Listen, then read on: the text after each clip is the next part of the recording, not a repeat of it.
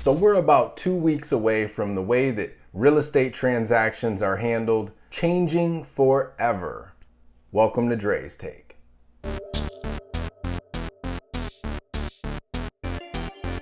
On August 17th, the way that real estate transactions are handled will change forever, as buyers will now be required to sign buyer brokerage agreements before touring any homes with a realtor. These changes were part of a settlement to a massive class action lawsuit against the National Association of Realtors, its affiliated MLSs, and some major brokerages. The changes are intended to create greater transparency around agent compensation and will be required prior to touring any homes with a realtor.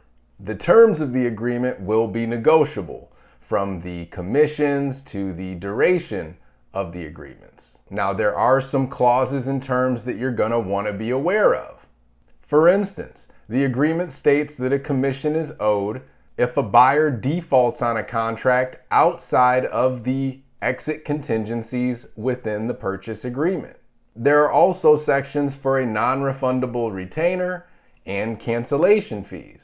So you're going to want to be sure you're working with an agent that's clear when presenting these documents and one that is fair, reasonable, and trustworthy.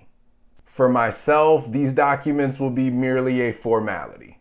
I've always been easygoing and easy to work with, and these changes are not going to make me change the way I do business at all. The only reason we'll be using buyer broker agreements is because it's required. I've long been of the notion that if a buyer doesn't like me for any reason or doesn't want to work with me, that no problem. I'm not here to tie anybody to me or force anyone to work with me, and I don't intend on changing that. Buyers that work with me will have flexible duration times, easy cancellation, and a personal pledge for how the compensation is to be collected. That pledge being, before entering into any agreement, we will first look to the selling agent brokerage to see if the seller has already agreed to pay a buyer agent commission as part of their listing agreement. If not, we'll make the terms of the offer reflect that the seller will agree to pay the buyer's agent commission. And lastly, if the seller refuses to pay a buyer's agent commission or only a portion of that commission, we will sit down and look at what those final numbers would look like for you as a buyer.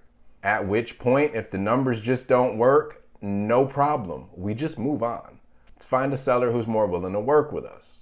Again, trust and transparency are more important than ever when choosing who to hire as your buyer representative or your buyer's agent. And for the past 9 years, I've built my business on those two pillars. There's a reason so many of my past clients have become family and friends. Anyways, if there's anything I can do to help, I'm always happy to do so. Feel free to reach out.